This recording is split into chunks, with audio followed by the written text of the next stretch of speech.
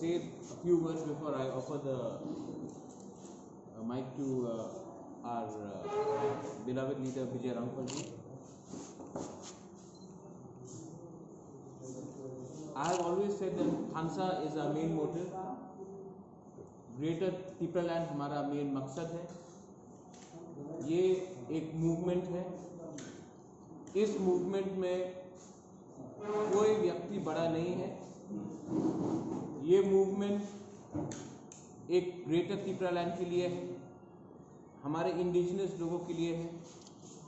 और जब तक ये मूवमेंट रहेगा और पॉलिटिक्स कम रहेगा, पार्टी कम रहेगा, हमारा मकसद पूरा होगा. That's our M.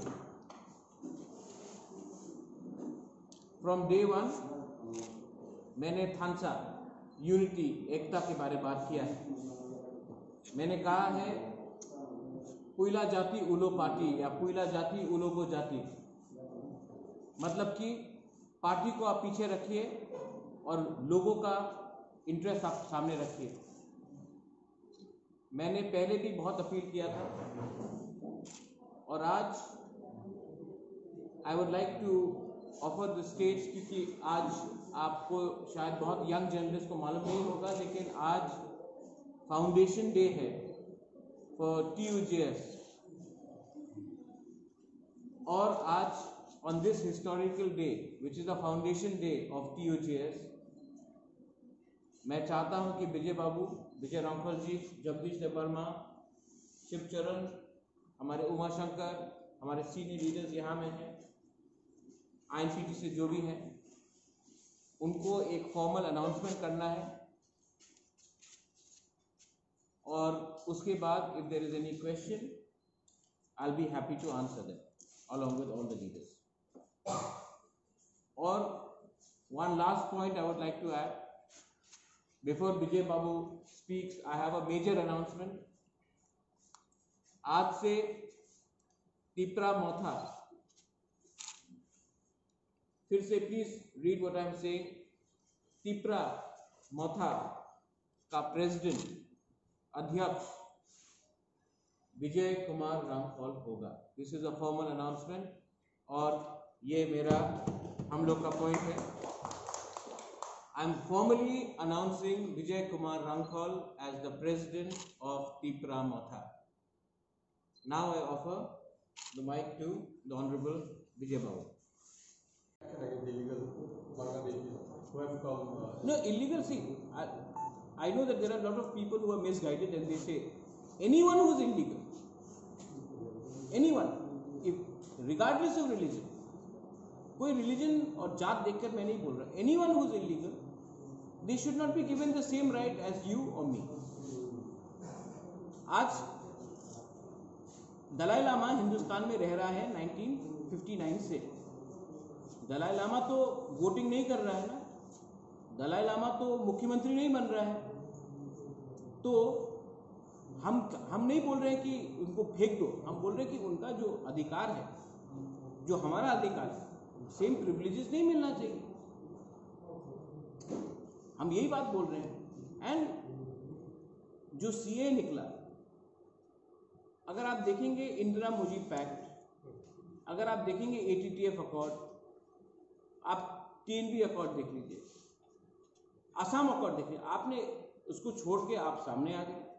कल क्या गारंटी है कि कट ऑफ ईयर 2025 नहीं होगा? और सुप्रीम कोर्ट में लिखा जाता है कि कट ऑफ ईयर एक है. तो government of India should understand कि हमने बहुत झेला है. आपने CA में मिजोरम को एग्जाम किया, आपने मिजोरम ने कितने लिया है, कितने लोगों को लिया है दूसरे देश से.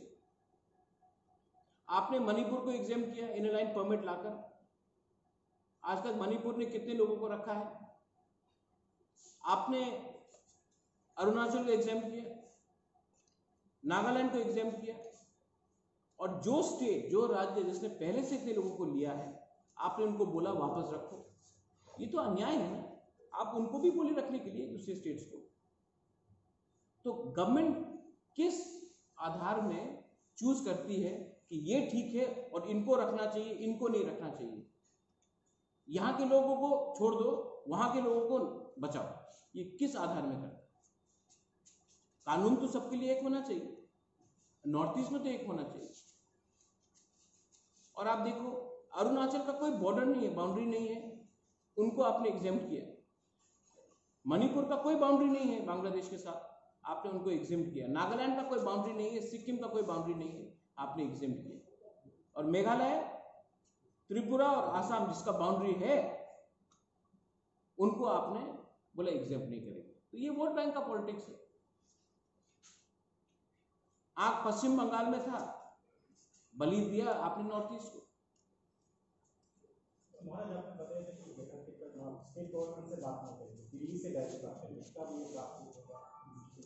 देखिए स्टेट गवर्नमेंट का स्टेट गवर्नमेंट का इतना पावर नहीं है कि वो हमें कुछ दे सके। लेकिन आप देखेंगे कि कार्बी आंगलोंग में अभी 2-3 दिन के बाद या 4 दिन के बाद एक अकॉर्ड साइन हो रहा है, वहां में डायरेक्ट फंडिंग आ रहा है। तो जब गवर्नमेंट पिक एंड चूज करती है, इसी सरकार जो पावर में आने से पहले स्टेट काउंसिल डिमांड किया था, जनजाति मोर्चा ने, बीजेपी ने आर्टिकल 244 डिमांड किया था। आज तो पावर में है बीजेपी, जनजाति मोर्चा ने स्टेट काउंसिल का डिमांड किया था, चिट्ठी है, आज क्यों चुप है? मैं इसके लिए बोलना चाह रहा हूं, पॉलिटिक्स मत करो। मैं दिल्ली जाने के लिए तैयार हूं। उस डेलीगेशन में आप जनजाति मोर्चा को ले जाइए, मुझे कोई आपत्ति नहीं है। आप हमारे आईपीएफटी के जो बड़े बड़े नेता हैं उनको ले जाइए, हमको कोई आपत्ति नहीं है। आप गण मुक्ति परिषद को ले जाइए, मुझे कोई आपत्ति नहीं है। उस डेलीगेशन में मैं एक सिंपल साधारण व्यक्ति बन के भी जाने के लिए तैयार हूं, मुझे लीड करने का कोई दरकार नहीं। लेकिन दिल्ली में जाकर हम लोग जो जनजाति लोग हैं, एक आवाज में अमित शाह प्राइम मिनिस्टर को तो बोल सकते हैं कि ये हमको दो, लेकिन अगर हम सिर्फ एक दूसरे से लड़ते रहेंगे, नहीं डेलीगेशन में प्रद्योत को मत भेजो हम जाएंगे, या उसमें इसको मत भेजो हम जाएंगे, तो कुछ नहीं होने वाला। इसके लिए मैं अपील करता हूं कि हम सबको अपना एक कम्युनिटी के बारे में कॉमन इंटरेस्ट रख के दिल्ली जाना चाहिए। डेलीगेशन किसी को भी लीड करना हो, मुझे कोई आपत्ति नहीं, लेकिन उस डेलीगेशन में एक आवाज में हमको बोलना चाहिए कि ये जो आज हमारा परिस्थिति है इसको बदलिए। और हमारा जो पॉलिटिकल डिमांड है और आइडियोलॉजिकल डिमांड है ग्रेटर त्रिपुरा लैंड, अगर कि कोई अपोज करता है तो बोलिए कि हम अपोज करते हैं, हम आपको ये दे सकते हैं, ये नहीं दे सकते। आज तक तो कोई ये भी नहीं बोल रहा है कि हम आपको क्या देंगे, बोल रहे हैं कि जो मिला है उसमें खुशी रहो। टीटीएडीसी आपको मिला है, आप उसमें खुशी रहो, हम क्यों खुशी रहे? में आज शाम तक डिस्ट्रीब्यूट होगा। टाकरजला में हुआ है, टाकरजला में 2 जगह में हुआ है, कहाँ में? खेलागांव में हुआ है, और हम शिकारी बारी में कर रहे हैं एंड तुईकोरमा में भी कर रहे हैं। एनी क्वेश्चन रिगार्डिंग ये आज मर्जर हुआ है, आईएनपीटी आज से तिपरा मौका हो रहा है, और आज टीयूजीएस का फाउंडेशन डे है, इट्स ए हिस्टोरिक डे। और हमने टीयूजीएस का मान सम्मान रखकर उन्हीं के रजिस्ट्रेशन में हम आ रहे हैं, क्योंकि TUJS was the first proper recognised party. और विजय रामफल जी जो बहुत बड़े हमारे, उन्होंने बहुत सैक्रिफाइस किया है। मुझे लगा कि अगर आज के दिन हम लोग सैक्रिफाइस नहीं करेंगे और एक सीनियर आदमी को उस पोजीशन में नहीं रखेंगे, अगर हमको ही सब रखना है तो ये गलत मैसेज जाएगा। इसी के लिए मैंने सीएम के समय भी मैंने पूर्णो जमाते को एक अपॉर्चुनिटी दिया है काम करने के लिए, पब्लिकली सब लोग मिलकर हमने डिसीजन लिया था। और आज पार्टी का डिसीजन है कि Vijay Hrangkhawl ji will be the president of Tripura March.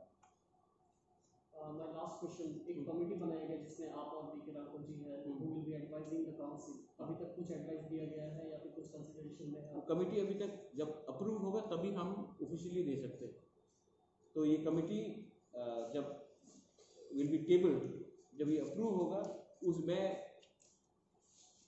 Without proper procedure में जाकर ओपिनियन नहीं देना चाहता हूँ, लेकिन through the party system, Tipra Motha जो हम लोग का पार्टी सिस्टम है उसके थ्रू भी हमने बहुत सजेशन दिए हैं और उसमें काम भी चल रहा है। सर आज टोटल कितने पार्टी के साथ अलायंस हुआ है इसके बारे में? अलायंस देखिए, अलायंस का मतलब बहुत अलग होता है। नहीं हाँ, अलायंस मतलब होता है हाँ, तो ये मर्जर है। मर्जर हाँ, टोटल इंडिया कितने और पार्टी? त्रिपुरा में अलायंस नहीं है, मर्जर हुआ था। सर हाँ। टोटल कितने पार्टी मर्जर? तो आप देखेंगे एडीसी इलेक्शन के पहले बहुत पार्टीज थे।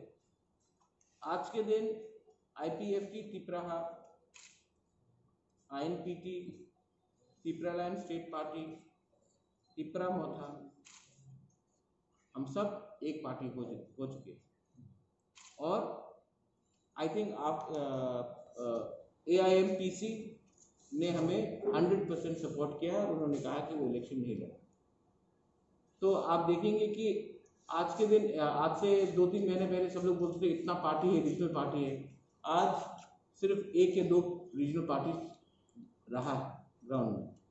और ये हमारा जो मर्जर है ये एक स्पेसिफिक ऑब्जेक्टिव के लिए है।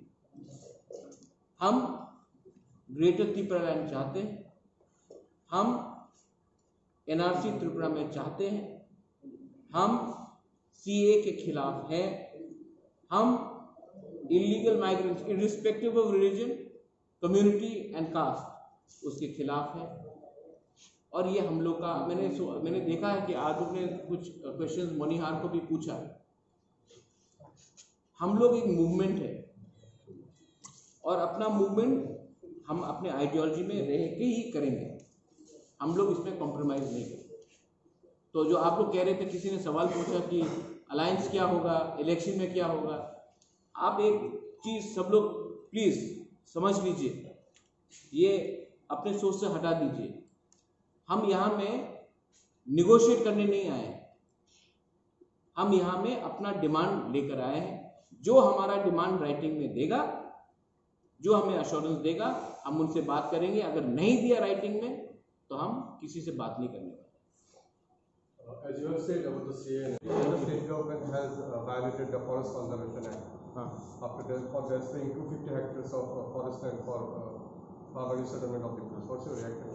I want to ask the NGT, would they have said the same thing if we were settling BSF? I would like to tell the same thing to NGT. Would they have reacted the same way if we were settling in people from different parts for a larger project?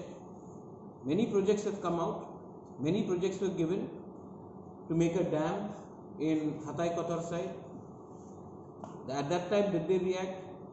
Why is it that some people only react when our group brothers and sisters are being settled? There was a proposal to demarcate 2,700 square acres of land to set up a BSF firing range. Why did not the NGT object then?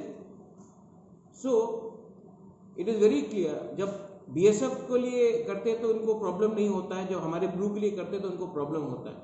BSF firing range के लिए तो उन्होंने क्यों नहीं object किया उस समय?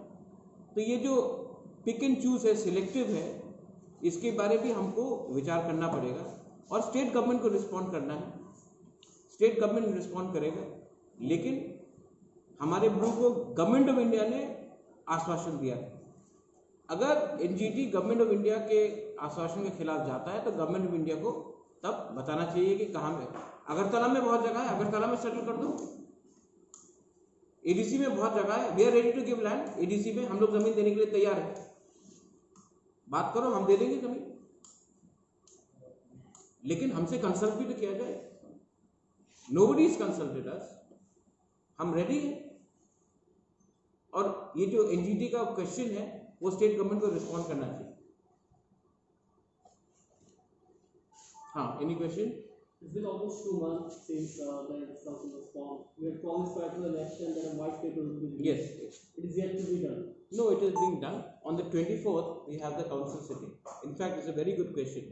24 तारीख को हमारा फर्स्ट काउंसिल सेशन होगा।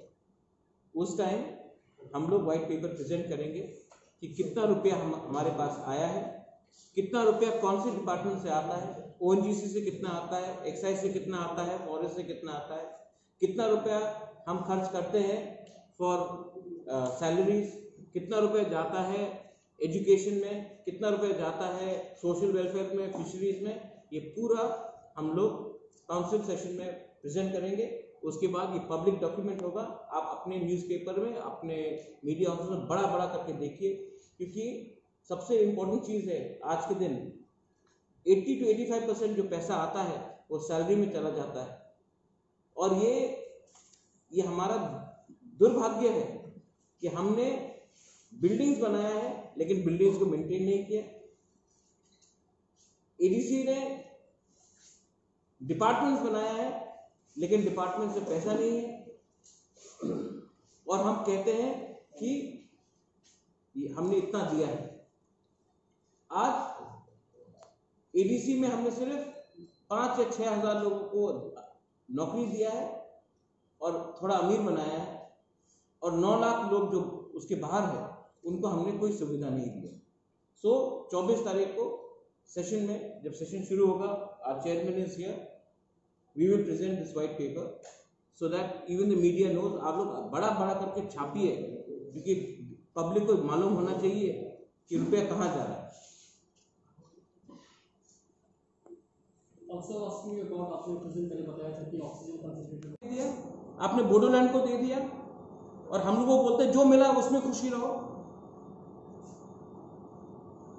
तो हम चाहते हैं कि एक कंसेंसस हो और कॉमन वॉइस में, कॉमन प्लेटफॉर्म में हम लोग दिल्ली जाकर अपने लोगों के बारे में बात कीजिए। 2025 में डिलिमिटेशन होगा, उसके बाद और प्रॉब्लम होगा, और मैं प्रॉब्लम नहीं चाहता हूं। We are not against any community, मैं फिर से दोहरा रहा हूं, हम कोई कम्युनिटी, कोई धर्म के खिलाफ नहीं है, कोई मजहब के खिलाफ नहीं है। हम सिर्फ अपना सोल्यूशन चाहते हैं, परमानेंट सोल्यूशन चाहते हैं, नॉट पॉलिटिकल नेगोशिएशन। हमको ये डिपार्टमेंट दे दो, वो मुझे नहीं चाहिए, हमको एक परमानेंट सोल्यूशन चाहिए, one time. Has Tripura started any door-to-door campaign on Tripura?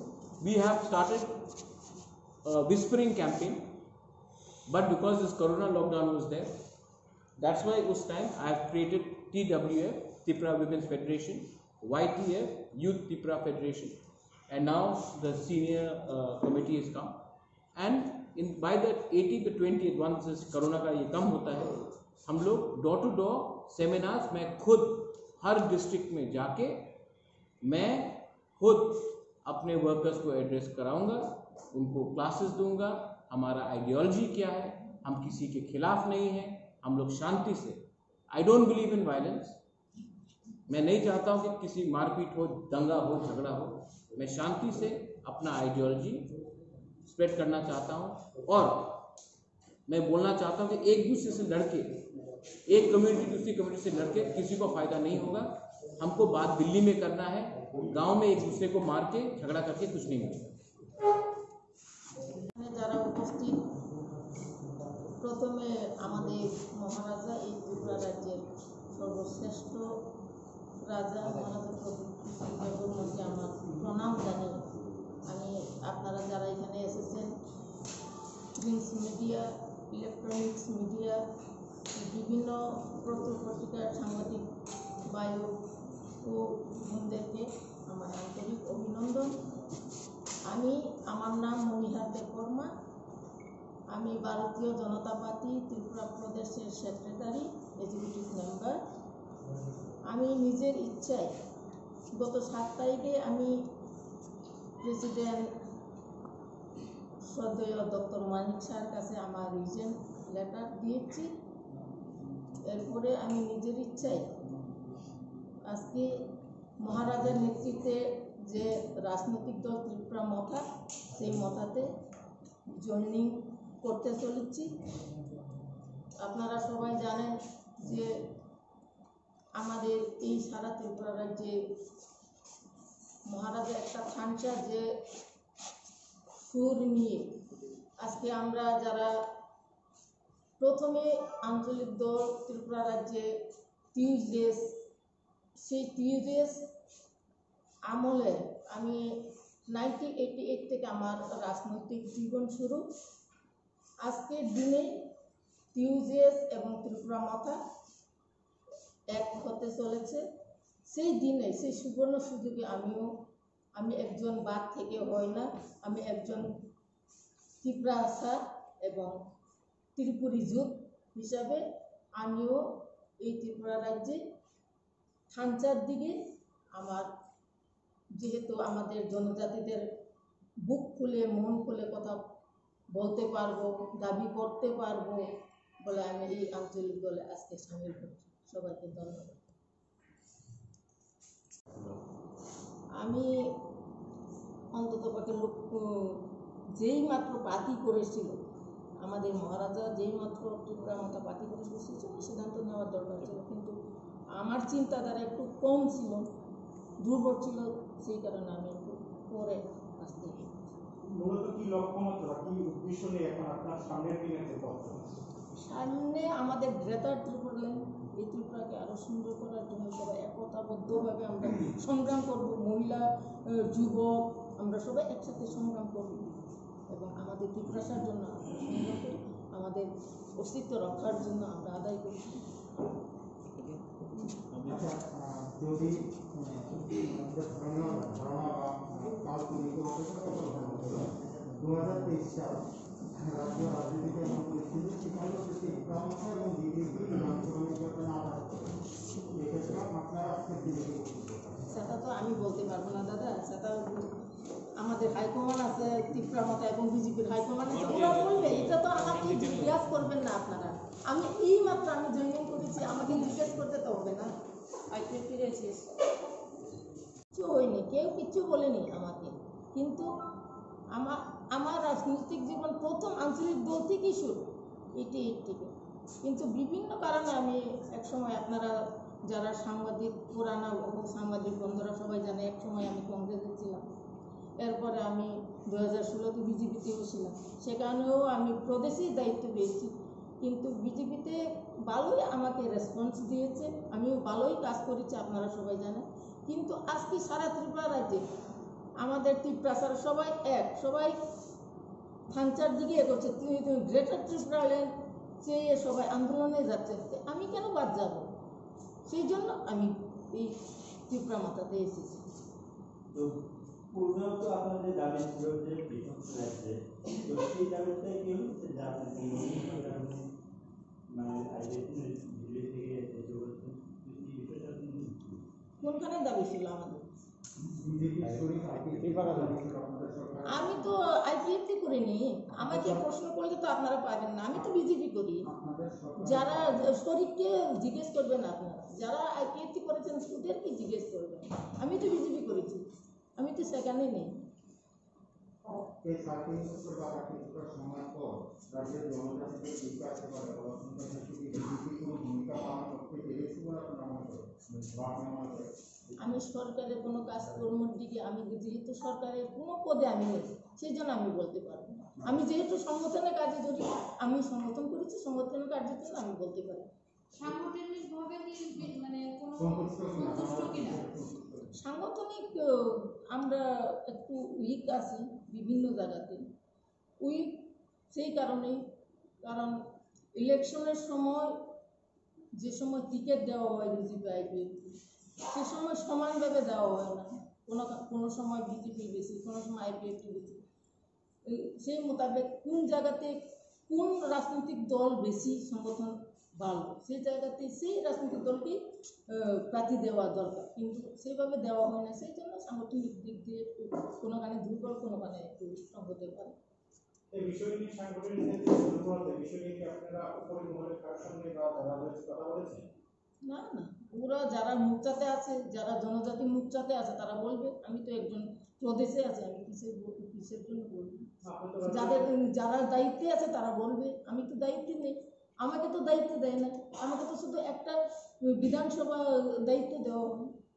যেহেতু জেনারেল সেক্রেটারি ছিলেন, জেনারেল সেক্রেটারি না, আমি সেক্রেটারি হিসেবে ছিলেন। আপনি বিধানসভা কেন্দ্রের জন্য কি করতে পেরেছেন 3 বছরে?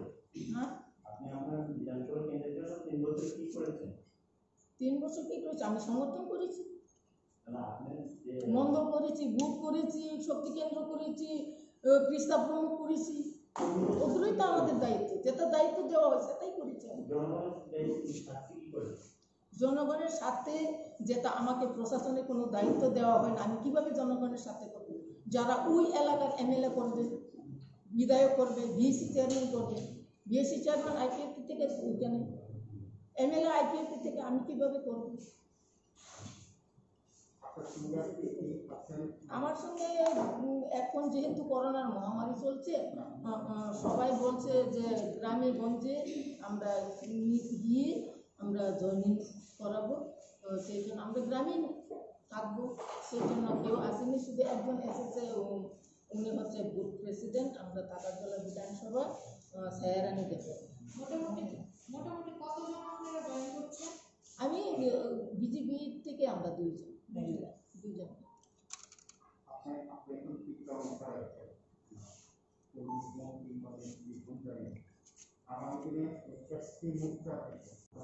আমাদের এখানে কোনো মোর্চা নেই, আমরা সবাই জনজাতি, আমরা সবাই চিত্রাসা।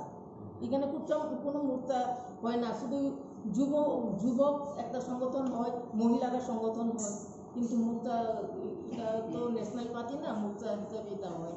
কংগ্রেসে হয় যুব কংগ্রেস, মহিলা কংগ্রেস, বিজেপিতে হয় যুব মোর্চা, মহিলা মোর্চা, কিন্তু এখানে তো কোনো মোর্চা হওয়ার দরকার নেই।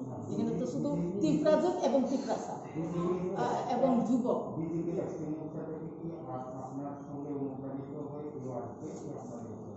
সেটা তো আমি তো কাউকে বলিনি, কারণ নিজের ইচ্ছায় যারা যদি আমার সঙ্গে কেউ যোগাযোগ করে আসতে পারে। আমি তো কাউকে বলিনি যে আমার সঙ্গে যেতেই হবে, চলো সবাই। আমি তো নিজেই চাই এসেছি, মহারাজও আমাকে বলিনি, আমি নিজের ইচ্ছায় এসেছি। আমি তীব্রমাতাতে কাজ করবো, আমার ইচ্ছুক। তীব্রাসার জন্য কাজ করতে আমার ইচ্ছুক, কারণ 1988 থেকে আমি তীব্রাসার জন্য কাজ করেছি, সারা ত্রিপুরা ঘুরেছি, কাজ করেছি, সমর্থন করেছি। আমরা সবাই এখানে যারা সিনিয়র লিডাররা আছে সবাই আমরা একসঙ্গে কাজ করেছি, এখন আবার একসঙ্গে এসেছি আমরা। আপনি যেসব কটা রাজনৈতিক দলের সাথে কাজ করেছেন, সেসব জায়গায় আপনার কথা যা বোঝা গেছে যে সেরকমভাবে রেসপন্সিবিলিটি আপনাকে দেওয়া হয়, লার্জার পপুলেশনকে আপনি রিচ করতে পারবেন। তো আপনার কি মনে হয় থেকে একটা বড় অংশে যেতে পারবেন? আমাকে রেসপন্স দেওয়া হয়েছে, যেহেতু একটা পার্টি স্টেট কমিটি, কোনো মুখ চাও না, একটা স্টেট কমিটি প্রথমে আমাকে পার্টির মেম্বার করা হয়েছিল, ইনভাইটেড মেম্বার। এরপরে আমাকে স্কুল পার্সন করা হয়েছিল, এরপরে আমাকে সেক্রেটারি করা হয়েছিল। অনেক রেসপন্স করে দিয়েছিল, কিন্তু আমি ব্যর্থ, কারণ ন্যাশনাল পার্টি বিজেপি এমন একটা রাজনীতি দল, সেটা আমি করতে পারবো না, কারণ আমার দ্বারা সম্ভব না, আমি এত জ্ঞান অর্জন করছি না। সেই জন্য আমি এসেছি, আমার তীব্রাসার কাজ করতে অনেক সমস্যা। এটা ইলেকশনের পরে সিদ্ধান্ত নেওয়াটাকে অনেকে হয়তো বলবে যে সুবিধা পাবে, এখন আপনি ইলেকশন হয়ে গেছে, তারপর আসছেন তীব্রমাতার কাছে। আমি যদি সুবিধাবাদী হতো তাহলে তো ইলেকশনের আগে আসতাম, টিকিটের জন্য আসতাম। এখন তো এমডিসি হয়ে গেছে, অনেক এডিসিতে দখল করেছে, অনেক কিছু হয়ে গেছে, কিন্তু সেই ইলেকশনের পরে আমি এসেছি। যদি আমি সুবিধা পেতে আসতাম তাহলে তো ইলেকশনের আগে আসতাম আমি।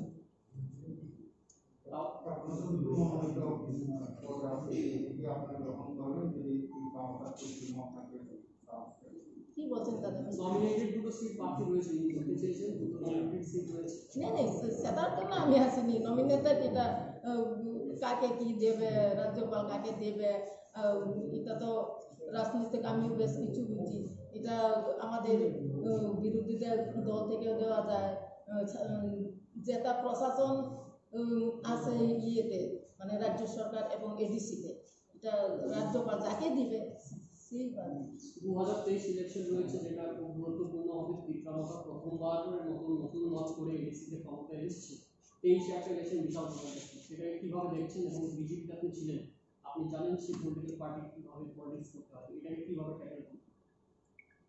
ট্যাকেল আমি তো যা দেখেছি, বিজেপিতে বলে যেখানে টিকিট দিতে গেলে কিংবা ইলেকশনের জন্য যদি সিট বন্টন করতে যায়, তাহলে এই সিটটা হবে না আশ্রামবাড়ি কিংবা রামচন্দ্রগড় কিংবা মান্দায়, ওখানে আমাদের বিজেপি যারা করেছে, ওইখানে পৃষ্ঠা প্রমুখ স্ট্রং না, শক্তি কেন্দ্র স্ট্রং না, ভোট স্ট্রং না। কিন্তু আমি বলতে চাই আজকে আমাদের যেখানে জনজাতি সিট 20টা আছে এবং 28টা আমাদের এই এডিসিসি, সেখানে তো আমাদের এখন তীব্রমতার কোনো বুথ কমিটি নেই, কোনো শক্তি কেন্দ্র নেই, কোনো পৃষ্ঠা প্রমুখ নেই। কেন সরকার এসেছে? সেটা ন্যাশনাল পার্টি এবং আমাদের ত্রিপুরার রাজনীতি অনেক অন্যরকম, সেটা বুঝতে পারছে না এখনো ন্যাশনাল পার্টিরা। যারা ন্যাশনাল পার্টি করে, আমিও করেছি, আমিও বুঝতে পারছি না। তাহলে তাদের উইকনেসটাকে আপনারা কাজে লাগাবেন বলে দিয়েছেন। আমরা তো নিশ্চয়ই আমরা কাজ করব। এই যে সিদ্ধান্তটা আমি আইপিএফটি ছেড়ে ত্রিপুরা মঠা আমাদের খাঞ্চা মারিকে সমর্থন নিয়ে আজকে আমি নিজে আইপিএফটি সেন্ট্রাল কমিটির এজিএস তথা গত ইলেকশনের 7 নং দেমসরা প্রতিষ্ঠার প্রার্থী শ্রী বীরেশ দেববর্মা, আমি আজকে সে গ্রেটার ত্রিপুরাকে সমর্থন নিয়ে এবং খানসাকে সমর্থন নিয়ে আমাদের বুবাগরাকে সামনে আরও গ্রেটার ত্রিপুরালিয়ানের আন্দোলনের আরও জোরদার আন্দোলনের শক্তিশালী করার জন্য আজকে আমি ত্রিপুরা মথাকে জয়েন করলাম। আমার সাথে আরেকজন ছিল ঊনকোটি ডিস্ট্রিক্টের মেম্বার সম্মানিত সঞ্জিত দেববর্মা মহাশয়, উনিও আজকে ত্রিপুরা মথাকে জয়েন করলাম। ধন্যবাদ। মিডিয়া তাকুরম হামবাইয়াও তিনি 11 তারিখ জুন 2021 তিনি গোবাগরানি খানসানি মারিব এবং গ্রেটার ত্রিপুরালেন জবানো দেব শক্তিশালী খাইনে বাবুই पार्टी आईपीएफटी या करे गोबागरानी मठो दिनी जॉइन खाइका और जॉइन खाइथानी आं निजे साब 7 नং देमसरा प्रदेशरा थानाय इलेक्शननि एडिसि साधारण निर्वाचननि कैंडिडेट श्री बीरेश देबबर्मा आंनि पार्टी पोस्टनि थाखाय सेंट्रल कमिटी एजीएस यानि लगेयाव फाइमानजाखा देखरजा ঊনকোটি डिस्ट्रिक्टनि सदस्य যিনি বড় নাম সঞ্জিত দেববর্মা মই সানানি মুসুং আবনো তিনি যে গোবাগরানি খানজানা নাহারে যে ত্রিপুরা মথা जितु खानजाना नाहारे आं दिनै अबनो आं जे आईपीएफटी थायो आईपीएफटी नि कोनो नेताना कोनो ब्लेम फाइना नाया आं माद्राना नाया आं जस्ट खानजाना हामजाखा आं गोबागराना सापोर्ट थायो दिनै आं बिना खानजानि मारियाव जॉइन थायो आं बाया Greater Tripoliland. We are the same fighter. We have so many promising younger people under the stage of our beloved Maharaj, and everybody is coming and accepting their responsibility. Today, sitting here, I may be the happiest person, and my every blessing will be upon them, and my regards to the media, so that you can share our joy also. Just to come back to our foundation day of Tuesdays, the same spirit we are carrying today. Because if I want to become newest man without vision, I will attain nothing. I will inflict the interest of the people. That should not be the vision, that should not be the way of our launching movement. We have to stand beside the poorest man, beside weakest man. Many people are feeling today they have no place in the society. They have no stand in the party, be it national, be it regional. But we open our path for everybody. And I once again thank you all, especially those who have come today from different organizations. They have come and committed themselves, and we regard them. We want to hand over our responsibility on the younger people, especially our beloved Maharaj Pradyukti Suri, who has the best exposure in the state, and under his leadership and honestness, people have come forward and allow pre-promoter to have the ADC authority, ADC governing party, and we hope the state government, every other organization will cooperate us so that we can have corruption-free administration. This is my plea and my appeal once again. I remember for the elders in different places in the state, they are gathering together today, be 10 people, be 5 people, be 20 people. I have been receiving information from them just to commemorate and remember our Hughes's birthday, the 11th of June, in different places. Therefore, today, the great heart of Maharaj Prabhuji to realize and acknowledge, to say yes to our request, to reveal the important days of 11th of June, which was birthday of our Tuesday. And we still do carry the spirit. We do carry still the idea of fighting fearlessly, fighting ceaselessly to attain and to achieve it. We fought that time. I fought almost 55 years and we have succeeded. Today my advice to the leaders, those who are coming up, they must say in future that they have succeeded or they have achieved greater because of our joy. I recall my almost 55 years of career in social works. I confess I am the smallest person, but I am the happiest to remain alive till today. Moreover, I am happy to be an associate co-workers with Honorable Maharaj Pradyut Kishore ji, and I agree and I confess that the Tripura is turning to new phase. It takes some more time, but I believe so many people are coming under the vision of our Maharaj Pradyut Kishore ji. Today I am happy, unworthily, inefficiently, to become president of Tripura Matha. I would have been happiest if I could have rendered the presidential responsibility. So I accept it in the interest of our movement, in the interest of our people of Tripura, irrespective of languages, irrespective of faith,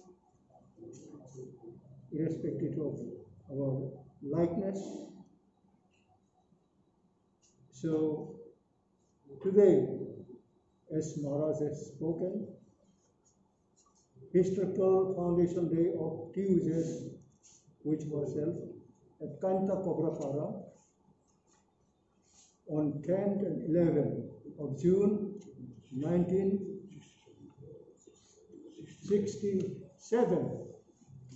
So that time I was very young, of the age of 24, 25, something like that. And we fought and we attained also. Today, our next generation have come with a new vision, and I believe they will succeed. As elder, I have every spirit of blessing to people, those who are honestly fighting. And the fight should be very democratic fight. The fight should be fairness, and it should be unitedly. Today I have seen some men, women, those who were very young, and I've seen them following us also in their younger age. They have come back today, especially from the women.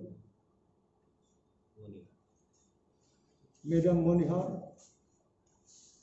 and other days also I have seen Madam Sopna and others who joined Tipramota.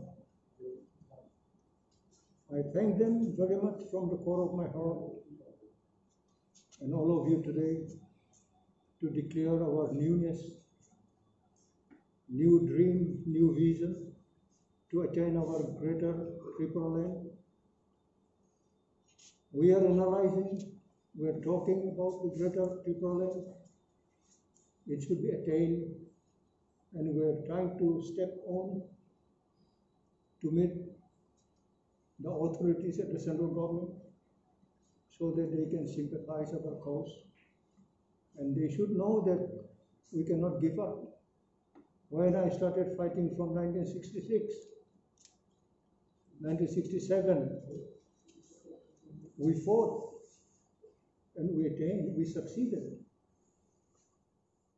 That's why today we have the existence.